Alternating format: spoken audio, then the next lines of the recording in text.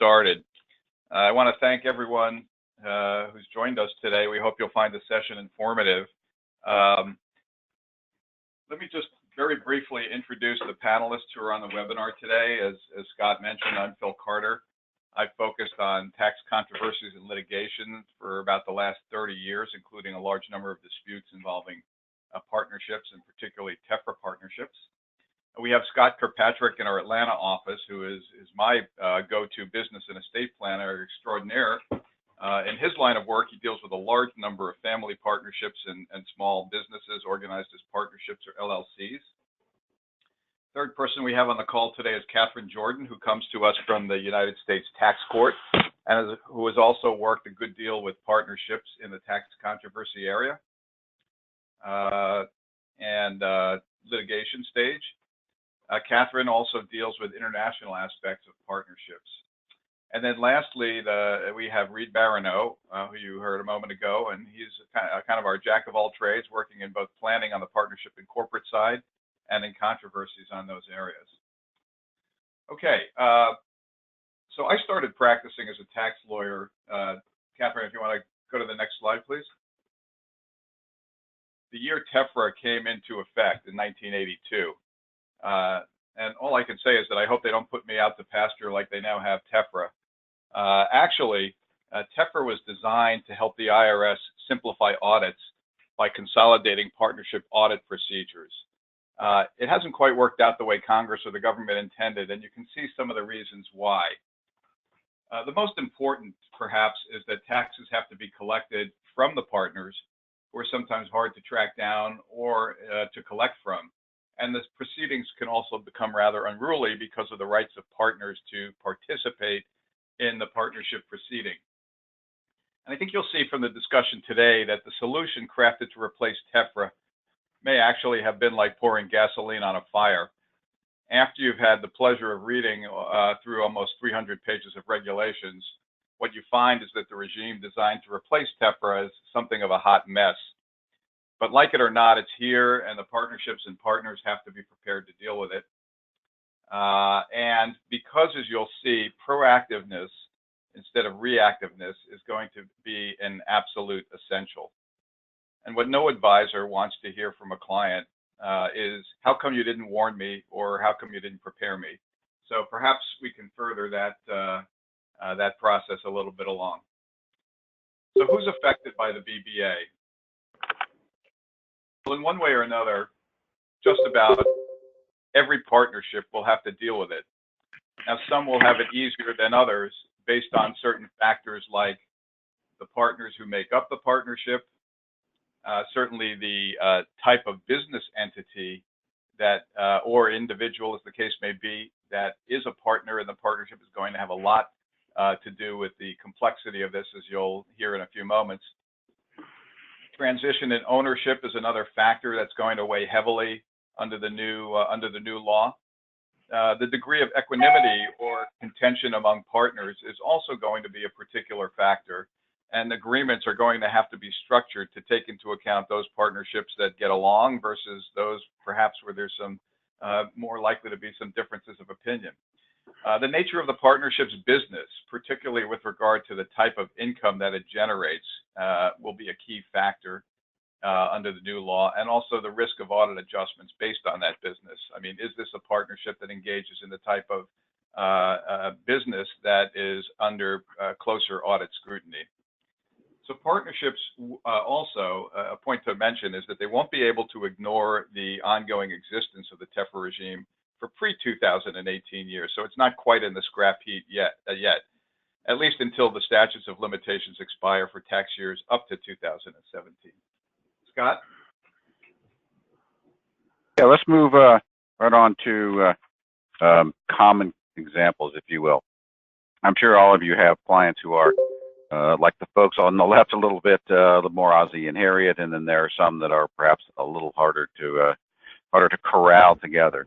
You know, I've been practicing law, at least at Chamberlain, since 1989. In a couple of years, somebody in accounting produced a report of all my client matters, and there were over 1,000 of them, and certainly not all of them have limited partnerships or LLCs, but a lot do.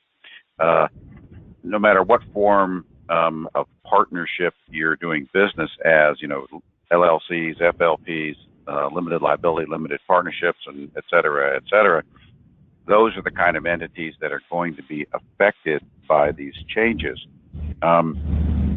It is a kind of a foregone conclusion that some issue is going to come up somewhere, and perhaps sooner rather than later. The government, wants its due, no matter how it gets it, which of course is the reason for all these rule changes. The kind of things that I expect to see are obviously more business related. If it's purely a family, particularly one that gets along well, and we're dealing with a marketable security family partnership, the chances of an income tax audit coming up and then one of these BBA issues coming up is probably relatively small. Where it is very likely to come up is, quite frankly, we have a very large number of clients that have unrelated partners using LLCs or limited partnerships, and they're almost certainly going to be tiered. That is, they'll probably have a corporate general partner or probably have a trust as an owner, which, as we'll find out later, is going to prevent you from electing out. Be these professionals, be these people who have, say, trucking businesses. I've got several very large clients that have logistics businesses, and in fact, we just sold one this past summer for a very significant sum. I think these guys had close to 30 LLCs underneath their FLPs, which were owned by trusts anyway. Now they sold, and those issues are going to go by the board before the BBA comes into effect. But those are exactly the kind of circumstances where, if there's a tax issue and in 1 year, and you've sold an interest in your business, and then the IRS comes to audit, the IRS is going to look for the partnership to get the dough out of, but that may have been sold, or you may have added partners, or all sorts of things could have happened. Could be in a family context, if you will. In my practice, it's most likely to start that way, but eventually you're going to end up with key employees or outside investors coming in, and these sorts of tax issues are going to create, I would think, a significant potential nightmare, if you will, and create disputes. I've got some technology clients, obviously professional clients, who are doing business in these forms, and you're buying people out and moving them around as they kind of go through their careers. Those are the things that the documents and the accounting for the entities need to keep in mind as we select what type of entity. Oftentimes you'll see a professional use an S corp as opposed to an LLC. Well, anyway, there is no one size fits all, as the slide indicates there. The point being that we need the correct kind of business form for the client situation. There is no one way to do it. We have sent out, I don't know how many letters I sent out. It's hundreds and hundreds of letters.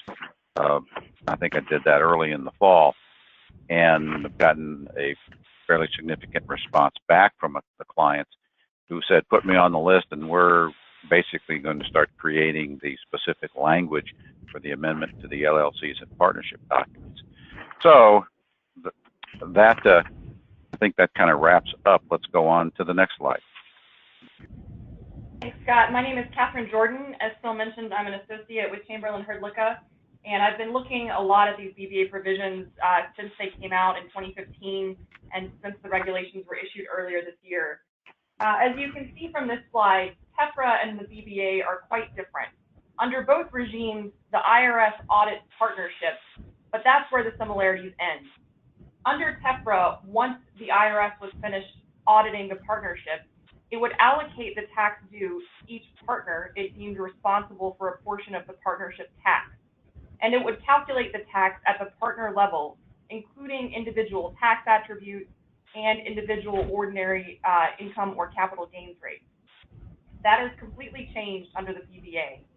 Under the BBA, the partnership in the adjustment year, which is the year the audit becomes final, is responsible for the underpayment.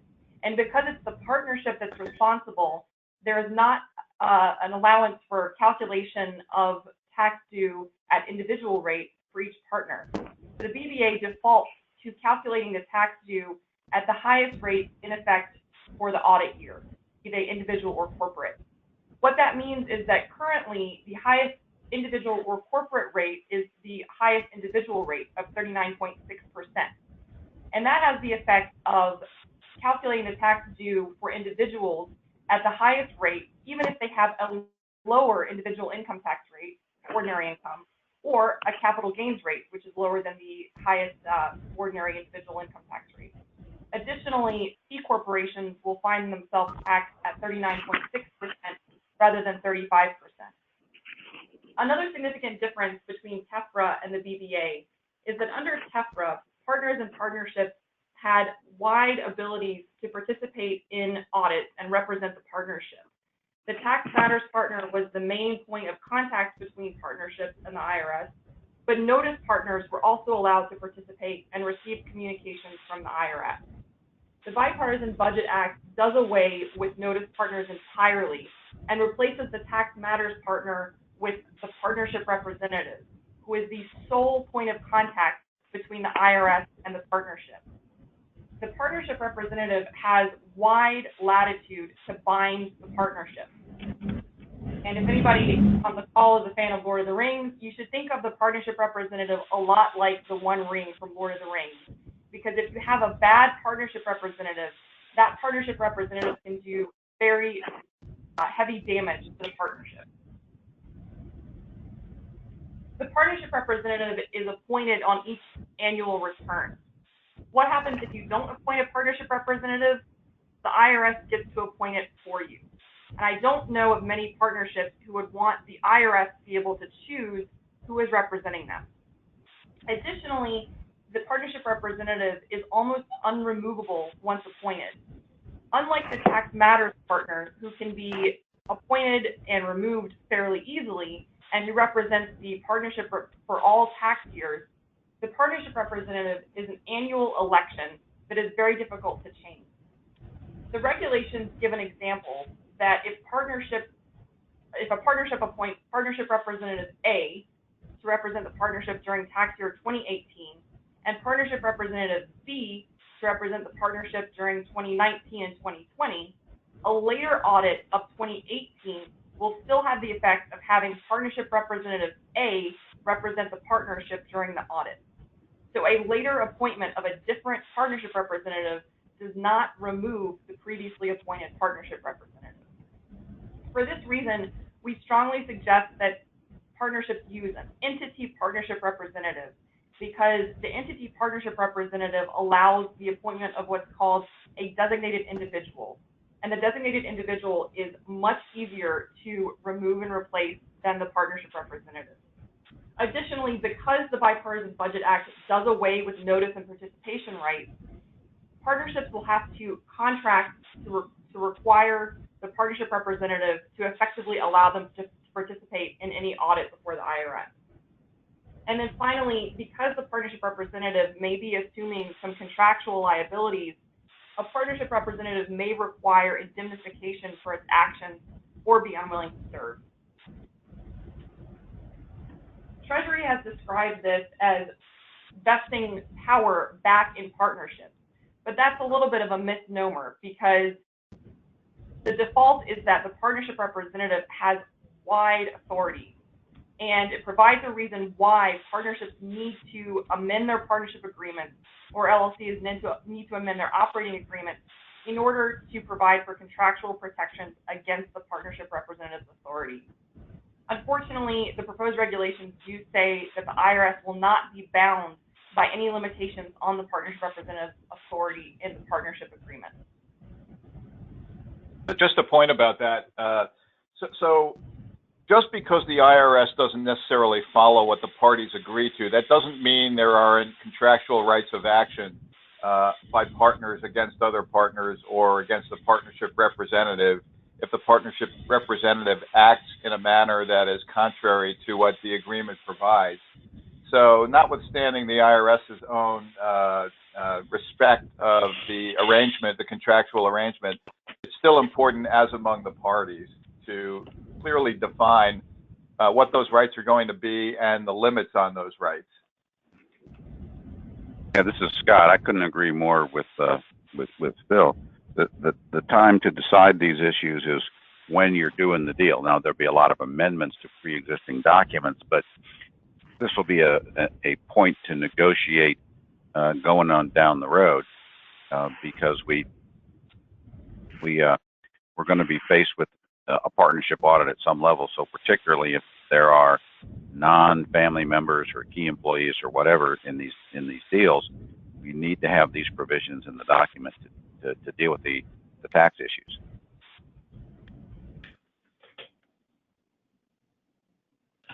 This is Reid Barrineau.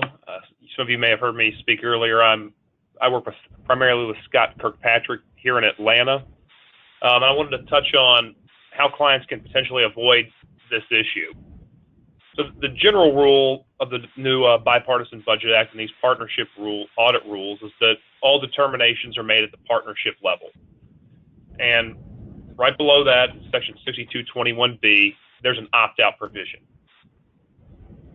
A partnership can opt out if it has 100 or fewer partners who are individuals, C corporations, or S corporations.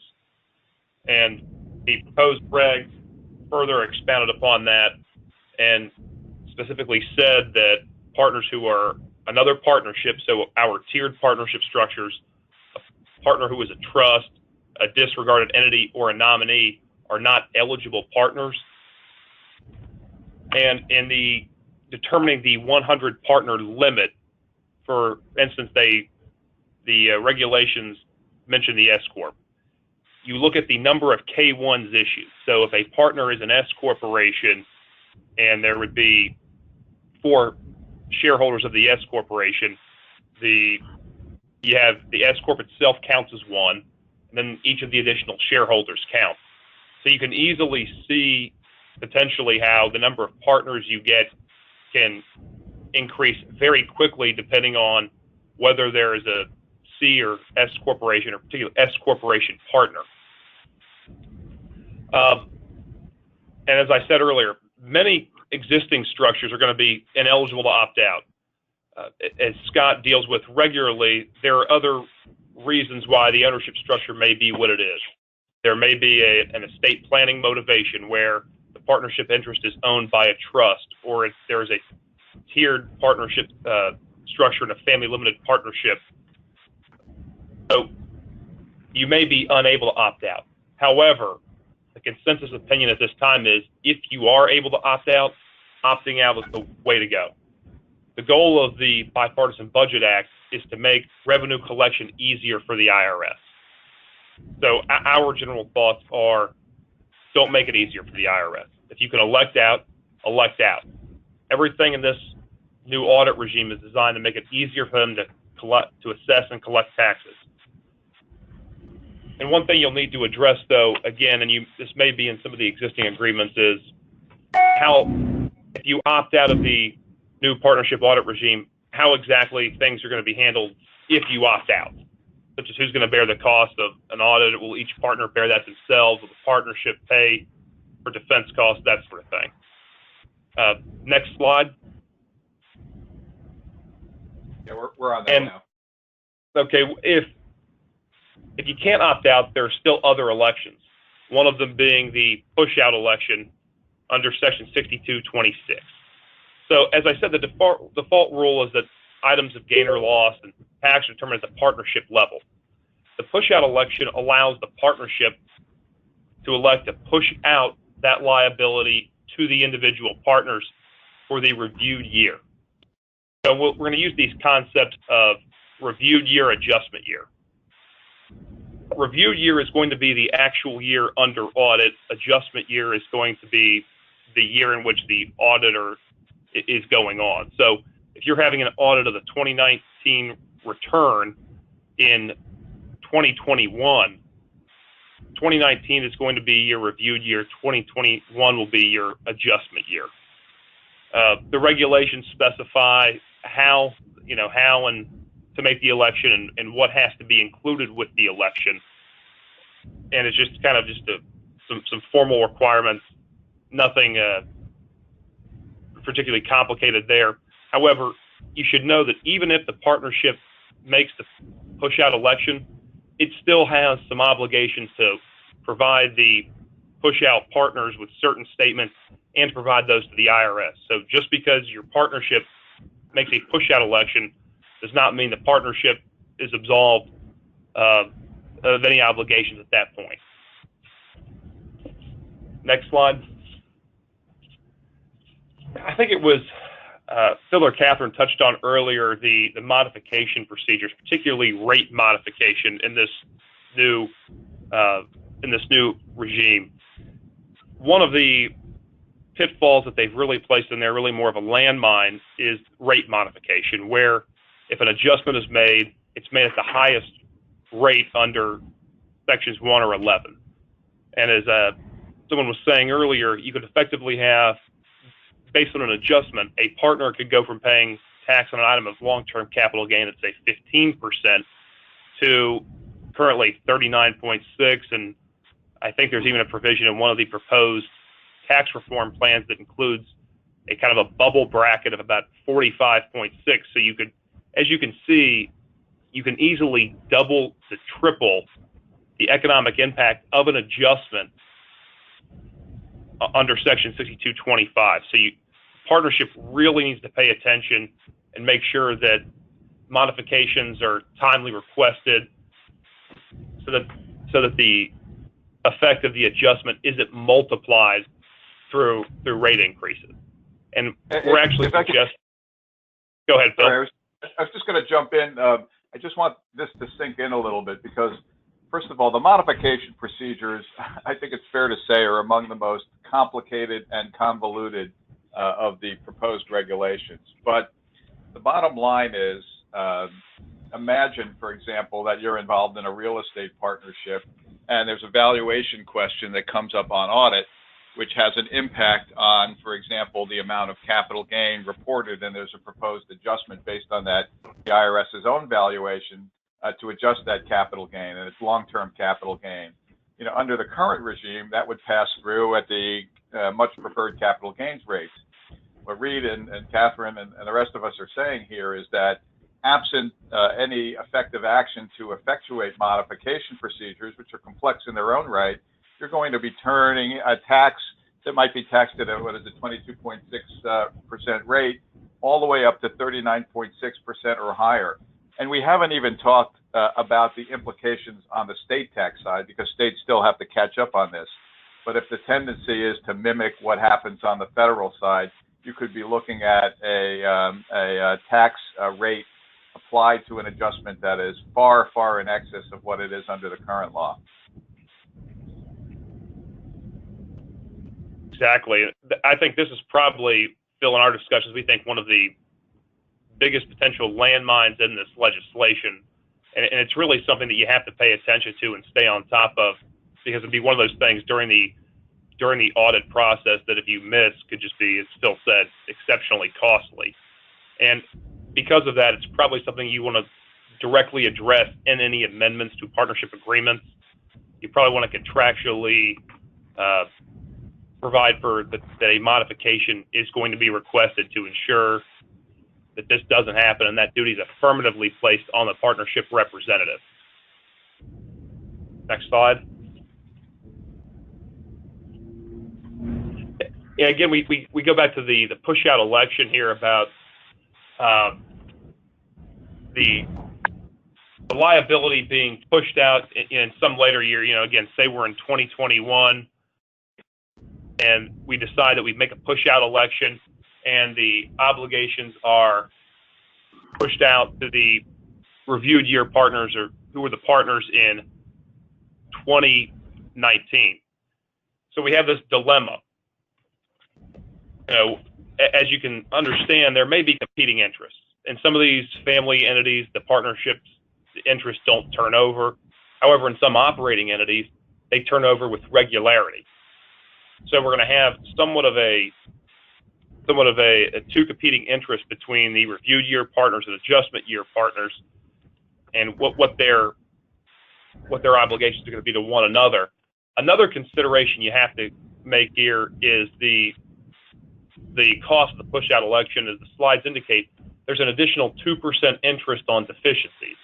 Therefore, the push-out election, if you have a partnership which is fairly stable in its ownership, you may want to provide in there that you do not want to make a push-out election in order to mitigate any additional costs of an adjustment.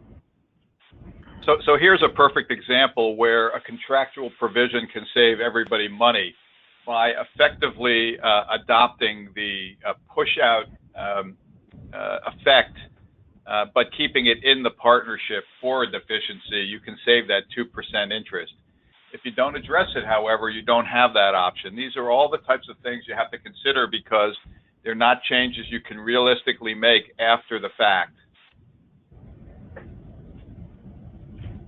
Exactly, and I think that concludes what I have on this slide. Next. Okay, so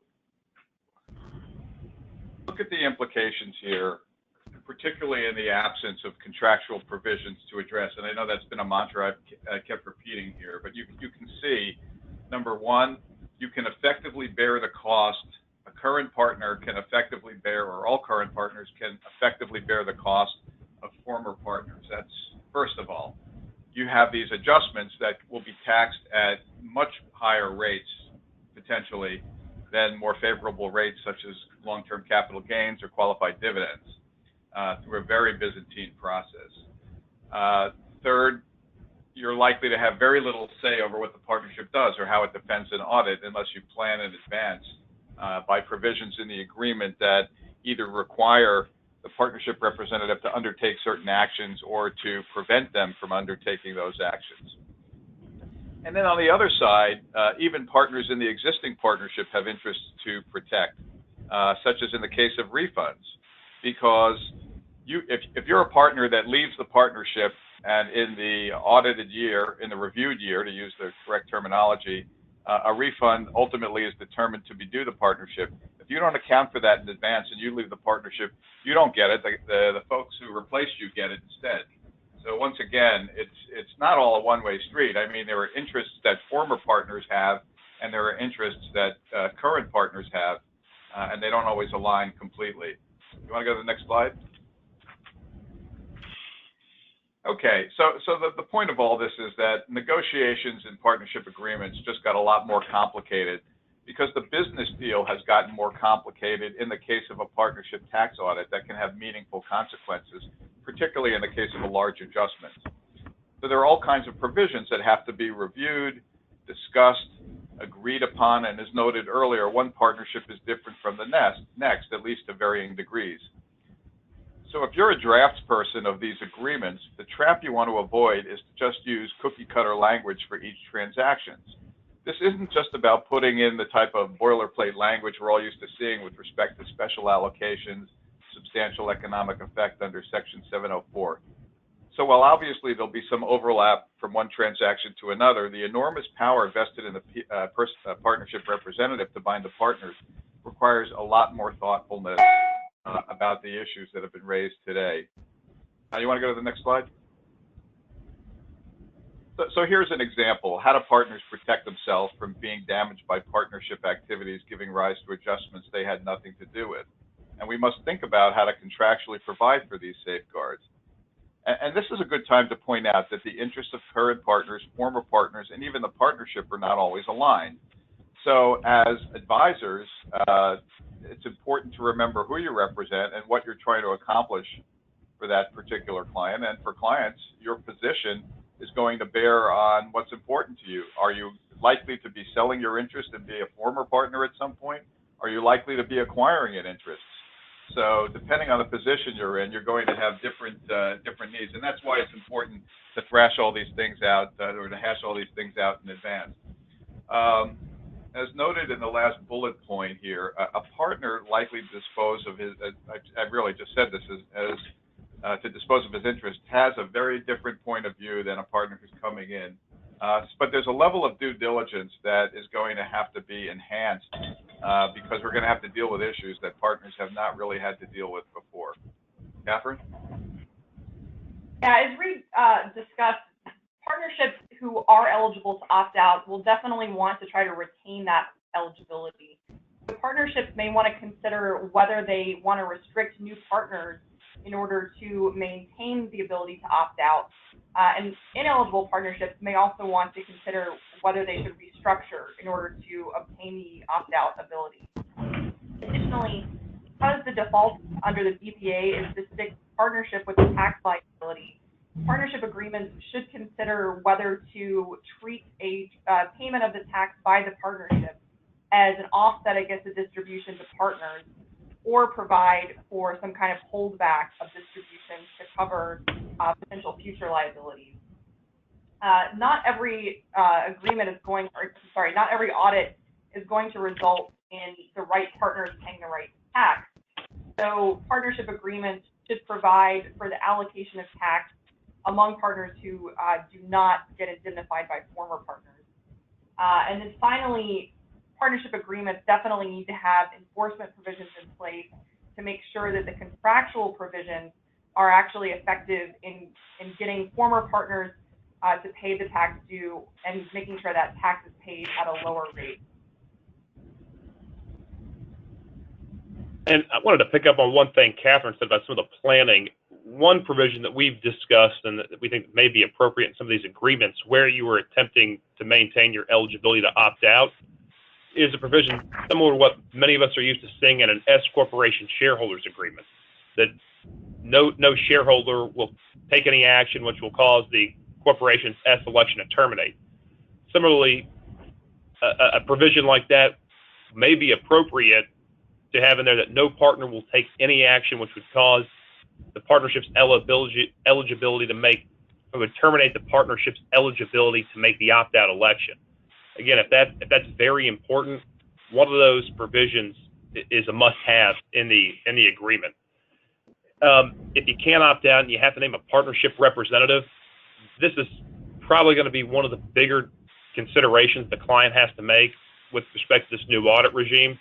And this is going to be very important because I think most of you as advisors are going to kind of know the client's dynamic and who in the partnership, whether it's the matriarch or patriarch, or whether it's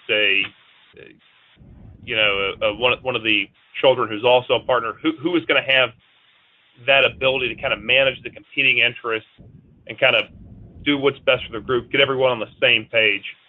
This is not an area where you're going to want somebody who, kind of is very self-interested or is going to have a difficult time getting along or convincing others of the proper course of action. Notifications are also a huge question mark in this area. We talked about earlier that kind of you have these three types of partnerships.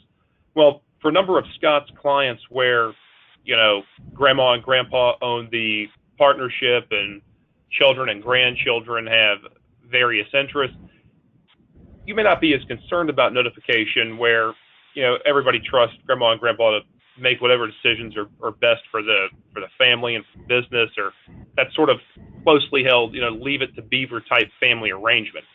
However, where you have operating businesses, particularly those with unrelated owners, it is imperative that every owner receive notification of any audit proceedings. Because, as you can see, the potential impacts upon them are substantial. So this is going to be very, very important to clearly define what each partner's rights are with respect to receiving information, and as a corollary, what the obligations of the partnership representative are to disclose that information or provide that information. And another thing you have to consider here, as we've talked about before, some of the people to whom you're providing information under these circumstances may no longer be partners. Keep in mind that if there's a push out, you may have an obligation to provide this information to reviewed year partners who are no longer with the partnership. Another question again is, how much discretion are we going to give the partnership representative? Again, that is going to very much be determined by the dynamics of each partnership, and that's going to vary wildly from closely knit family that gets along to operating business with unrelated owners. Again, the IRS is not bound by anything in terms of the partnership representative has absolute discretion when dealing with the service. What you're doing, as Phil mentioned earlier, is you're protecting the partners and providing contractual remedies in case a partnership representative exceeds his or her authority in dealing with the IRS. And lastly, the compliance and defense costs. All of these agreements need to clearly spell out who's bearing the cost of this. And with the complications of push out, elect out, where the liability is going to go, there are very well going to be competing interests, and that the partnership may not want to bear the liability if the obligation for the tax adjustment is going to be pushed out to partners, many of whom are no longer with the company. So these are the sorts of things you need to carefully consider and plan for when amending partnership agreements. I'll pass it over to Scott. Let me just add a quick point about the last item. I mean, if you think about it for a minute, you might have a big money partner who's basically a passive partner, not directly involved in the operations of the partnership, and you've got a big adjustment you're looking at. The partnership opts out, and all of a sudden you've got this passive partner who is effectively having to defend themselves. Now, in one respect, that's not all that different than small partnerships under the current law. Problem is, all the information is really in the hands of the partnership. So there really has to be, at a minimum, some way to have coordination in mounting a defense in the case of an opt-out by the individual partners as opposed to the partnership. So you've got two issues. Who's going to pay the cost, and then who's going to put that partner in the case of an opt-out if they're defending themselves to be able to mount a reasonable defense. Okay. All right, thanks, Bill. Hey, this is Scott. Obviously, careful planning is essential. I'm probably preaching to the choir at this point, but it's best to get on this, if you will, and amend these partnerships sooner rather than later. I think the slide actually says sooner is better. Obviously, that means getting things done along with everything else that needs to be done prior to January 1st, of course. We're pressing ahead with those partnerships who want to do that, of course, but my guess is we're going to be amending these things well into 2018. And of course, for new partnerships, which we sign up next year, we'll have already done these amendments. As we've kind of already noted, when we create these things, we need to be very cognizant of these issues, whether it's a family limited partnership, because these issues are going to come up, or if it's a business deal between two unrelated people or three unrelated people or whatever. Obviously, the more unrelated partners there are in these things, the more important it is to make sure we've dotted our I's and crossed our T's. There's going to be, of course, plenty of due diligence, if you will, in bringing in partners,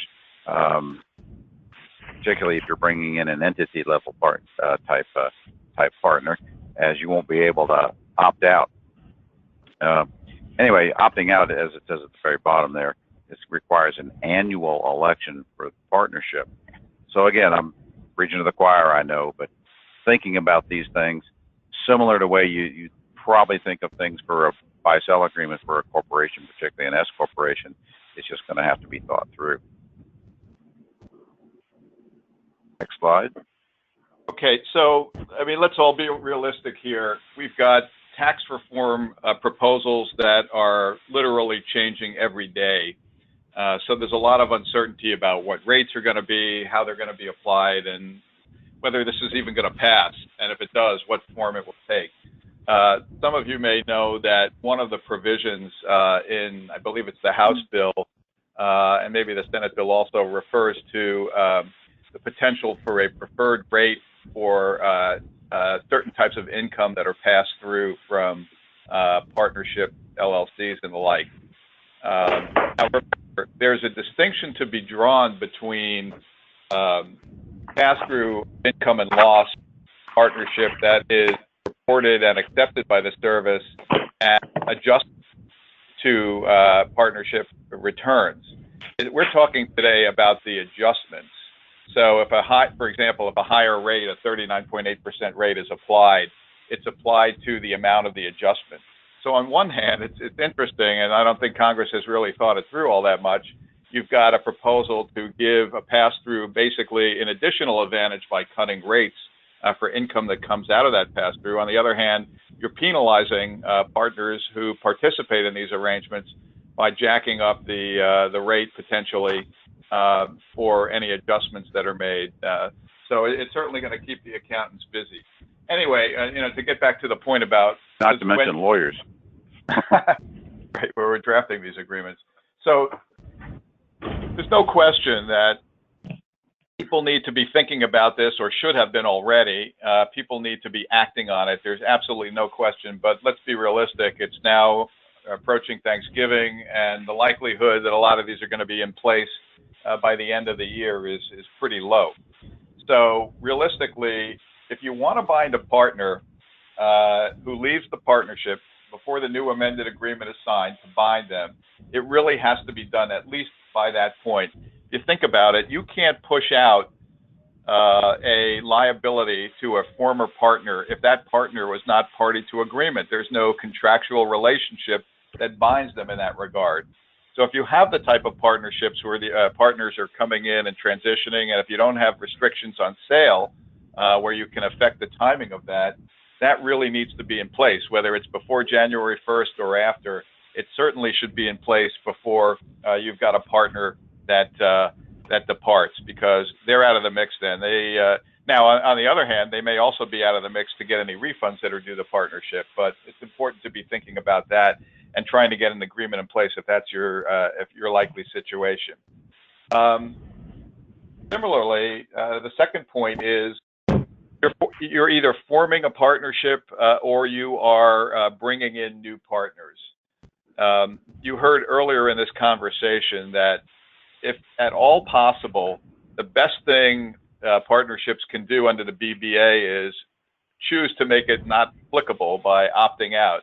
So eligibility, if at all possible, to opt out is imperative. And at a minimum, when you're bringing in a partner, particularly if you qualify before that partner comes in, but if that partner comes in can destroy your eligibility, is something that has to be thought about and has to be addressed in the partnership agreement. So I would say that that's another instance where these agreements should be amended before you're bringing in new partners that could potentially subject you to a regime that you could otherwise opt out of. We'll go back to our Leave It to Beaver family. Nothing much is happening here. There's no question it has to be done. If it doesn't happen immediately, it's probably not the end of the world. But we need to point out that, as I believe it was Reid said, you do not want the IRS appointing your partnership representative. And if you cannot opt out, which is also something that needs to be defined in the partnership agreement, then you need to make sure that agreement is in place before you're filing that next year's return, because you have to designate the partnership representative. So anyway, some word to the wise. We all know it's out there. We all know it's coming. We all know that it's probably going to be a very messy nightmare for some time to come. These are proposed regulations. There continues to be commentary, and I'm sure that there will be certain provisions that change. But as in many instances, this is really all partners have to go on. So while it's possible that further amendments of agreements will be necessary in years to come, for right now, there's little question that there are some fundamental issues that must be addressed, and the sooner the better. I think that's what we have for the presentation today. We wanted to leave some time. We've gone about 45 minutes in. We wanted to leave some time if anyone had any questions today. You can either type them in, or if anyone's on the phone and you have your sound on, please just feel free to ask away.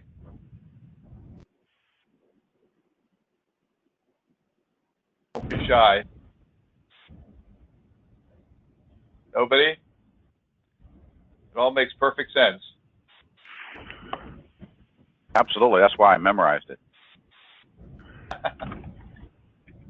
Okay. Well, if there are no questions, of course, if something comes up that you think of and you want to follow up, please feel free to get in touch with any of us. I think what you're going to find down the road is that issues are going to percolate that we haven't necessarily addressed today, and perhaps even in the regulations haven't been well thought out. I can give you one example which has to do with the implications of a modification that requires partners in the reviewed year to amend their own returns to report the additional amounts. And we've had a lot of internal discussions about what this means exactly. If you think about it, you're a partner that is in a partnership that had an adjustment proposed by the IRS, and that's an adjustment that the IRS or you believe, the partnership believes, is defensible. So the partner is now the partner now has to effect a modification, and by the way, that modification requires that you pay the tax in full to effectuate that modification, which, as my colleague said earlier, is the best way to ensure that you're getting the appropriate rate reduction that would be applicable to those items of income that you otherwise might not get if it's taxed at the partnership level. So you pay. Now what do? Can you go to tax court? Well, tax court requires that there be no full payment. In fact, if you pay the liability in full, the tax court has no jurisdiction. So if you pay the tax, you're now in a position where you have to go to refund court if you want to seek a refund. There's a lot of problems with that, even potential due process problems that haven't really been flushed out, or for that matter, thought about very well by the draftspersons of these regulations. So it's not to say that all the questions have been answered, but we do know that this is coming into effect in a little more than a month, and some of the questions have been answered, and we know what has to be done, at least until and unless changes will be implemented that will allow us to either backtrack a bit or re-examine some of the provisions that are in there. In other words, we can't afford to wait to predict what may happen down the road. We have to deal with the here and now, and for that reason, as I said, if you're a professional advisor and clients are asking you about this, yes, it's important to address this issue. If you're a client and you're personally affected by this, absolutely, you need to be thinking about this now. Anyone else, any comments? So I saw a question from someone who wanted to know whether or not it's appropriate to appoint the partnership or the BBA as the partnership representative. Unlike the tax matters partner, the partnership representative does not have to be a partner in the partnership. But as I think we've tried to stress, the partnership representative has wide latitude to bind the partnership. So if you're a CPA, you want to think twice about whether or not you want to assume that role, because you might be opening yourself up to some contractual obligations that did not previously exist under the TEFRA regime. There's actually there's considerations on both sides. From the CPA's point of view, you want a fairly robust indemnification that, as long as you act within the scope of your authority, whether that is authority by default under the regulations or as limited by the partnership or operating agreement, you'll be indemnified by the partnership for any costs that are incurred if there's a challenge to that authority or the actions taken. Subject, of course, to the normal gross negligence standards or whatever. On the other hand, from the partner's point of view, if you are using an outside partnership representative, you have to be, once again, concerned that they don't have the same vested interest in these things that you do. Obviously, professional advisors all have their clients' interests at heart, but that's all the more reason why it's important, and it's really important for everyone, even the accountant. It's important to clearly define the rights and obligations of the the partnership representative, whether they're an outside advisor, a CPA, or the like, or actually also a partner or member. Did that answer the question? Hopefully. Phil, if I could chime in, I think for those of you who deal with estate planning at all, and Scott, I think you could probably speak to this as well. I think the sort of waiver as an advisor, the sort of indemnification you're going to want is almost the same as a corporate trustee who is serving as like an administrative trustee of a trust. For instance, like a Delaware trust company or a Nevada trust company, where they are serving for certain legal purposes, but they're not really making substantive decisions. They are going to want extensive, waivers as to liability and things like that if you were going to serve in that capacity. And I think the thing that also, Phil, that we had talked about is one concern any advisor should have in doing this is not just the legal ramifications of it, but what this potentially would have the potential effect on your client relationships would be. You know, if your partners may have adverse interests here, and you know, you really may have a great relationship with, you know, a number of the partners, and you could end up putting yourself in a very difficult spot by agreeing to serve as a partnership representative. Yeah, so I think the takeaway is for the accountants on this call is, you know, just approach it with your eyes open.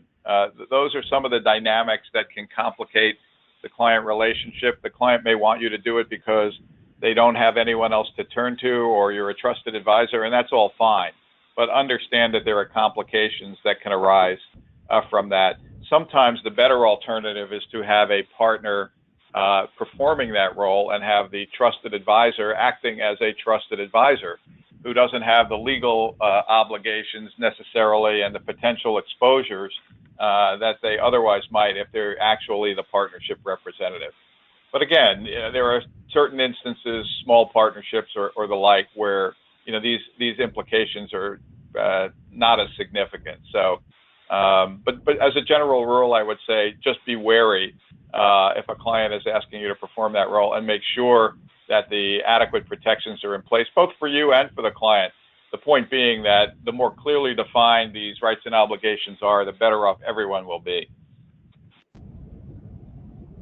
Looks like another question came in.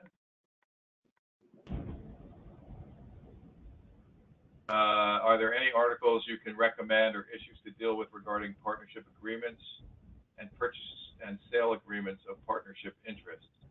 I assume you're talking about the under the new BBA. I mean, what I can tell you, there are reams of materials that have been written about this. One of the problems that I find, and I look at them as well as everyone else, is that a lot of the articles you'll read will more or less mimic what's in the legislation or the regulations, but don't provide a whole lot of interpretive advice as to how it should be dealt with. And that's one of the points of having these seminars, so we can kind of get behind the plain language and figure out what it all means. So, but, you know, why don't you let us noodle on that, and we can follow up with you. We know the person who asked the question, and we can try to follow up with you with some recommendations. Okay. Bill, I'd also add, you know, there's a great book just on subchapter K. I think it's called The Logic of Subchapter K. And it's not going to have the BBA in it unless they update it between now and, you know, unless they've updated it, which I doubt. But that's a great general book on partnership taxation. You know what? Just a final comment is that one of the reasons why partnerships and LLCs have just exploded in terms of their utilization. It is, I think, as mentioned in the first slide, the fastest growing type of business form of any that's used in the United States, and growing at an accelerating rate, is because of the flexibility that you have in those arrangements. You've got flexibility in terms of allocations. You've got flexibility that goes perhaps in many instances far beyond what can be accomplished in another type of business vehicle.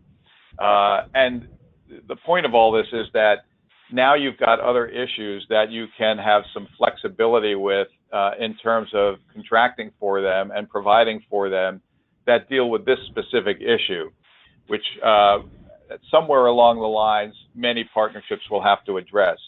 So the flexibility of partnerships and limited liability companies is still an important attraction to operating in those types of vehicles. Nonetheless, one has to consider with these new implications that this is going to add to the need to account for that flexibility. It's a mantra I think you've heard from all of us all over all throughout this webinar. Just prepare, think about, figure out what the potential implications are, and then put an action plan together to address those implications along with your professional advisors. All right. Okay, if there's nothing else, I think that pretty much concludes today's meeting. We did keep it under an hour, so that's good. And we want to thank everyone for participating today. As I said, you've got all of our contact information. If anyone wants to reach out with a question they either didn't want to ask today or didn't think of, by all means, feel free to get in touch. And Bill, we might say, do we have a way to get everybody the slides if they want them? They can email by all us. means. Yeah, just I think, guys, I think there will be a follow-up email. I think we can include those with that. So we can send the PowerPoint deck to everyone, and it'll also include a link if there was something that you missed, or you can re-listen online. So that should be going out this afternoon, I believe. Thank you very much, everybody. Okay, thanks, everyone. Thanks, everyone. Bye.